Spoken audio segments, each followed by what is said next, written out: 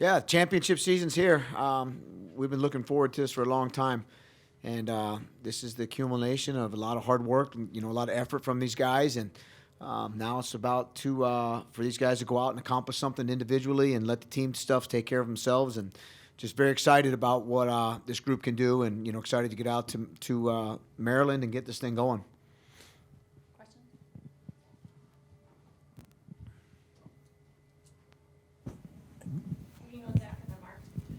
Just curious, kind of you mentioned it, but what is your message to the team going into Big Tens and then, NCAAs?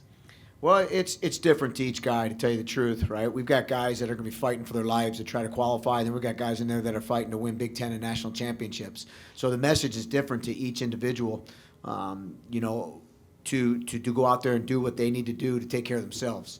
We've got guys that were, training a little different. Some guys, this is they got to have their best performances just to make it to the NCAA tournament. And some guys were training a lot harder because the goal was to win the NCAA tournament. So we've got different messages to different guys.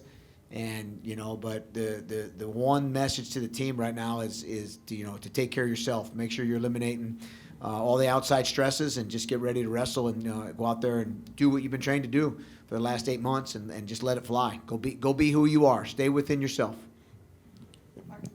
Coach, just can you tell us a little bit about what you've seen from Dean late in the season and kind of what you're excited for him to do, potentially this weekend?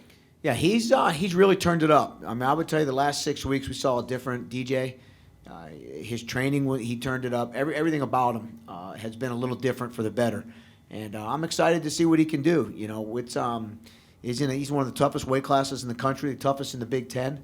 And he's excited, and a happy, excited DJ is a very, very dangerous one. So very excited to see what he can do. This is what we trained for. Now he's going to get a chance to go defend his Big Ten championship. This might be a maybe controversial topic, but seeding the process when the number is in front of someone else's name, does that mean anything at this point of the year, or how do you approach that? I don't like the way we seed the Big Ten tournament. The coaches should not seed the Big Ten tournament. You got 14 of the most competitive people in the world seeding a Big Ten tournament, and I like where we are. I like where our guys are. I have zero issues about what I think we got it right for the most part. But I've been a big proponent of putting it in someone else's hands to seed it. How that can happen, that's above me.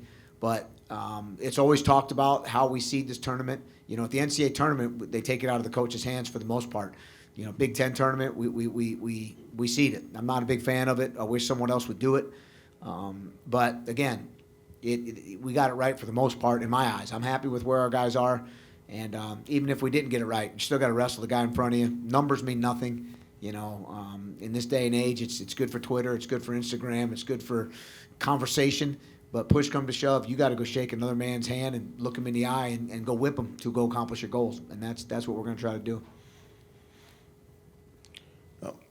You've got a handful of guys who this is going to be their first, Big Ten tournament experience, and I guess, especially a lot of these, with a young team. Just can you speak to, the value that potentially, guys going through, having this experience under their belt? We're not in this thing for experiences, though.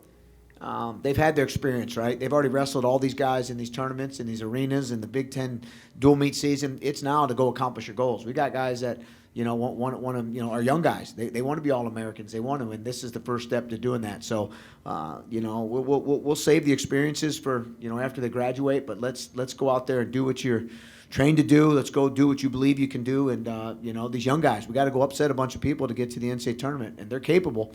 It's just a matter of stringing together a couple of matches and getting it done. I just want to go back to the seeding thing real quick. How do you approach it when you're talking to the athletes as far as that number doesn't matter? So I'm going to be honest with you. The seeds came out yesterday. We had our workout today. There was not one word mentioned about the seeding.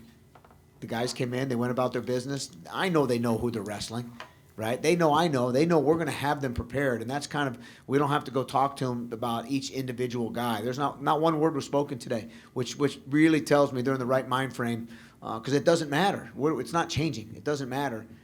You've got to make sure that you're prepared, and I'm very proud of them. They didn't come in and say, hey, I got this guy, I got screwed, I got this, I got that.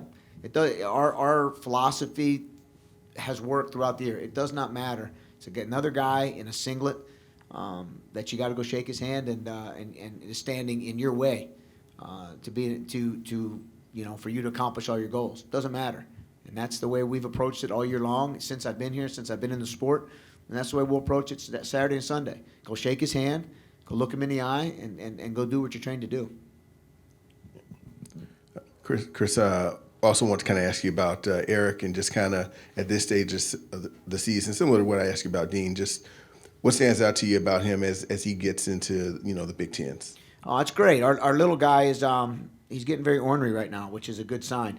He's ready to go. He knows what's in front of him. He knows what he's capable of. He's ready to go. He's had a great second half of the season.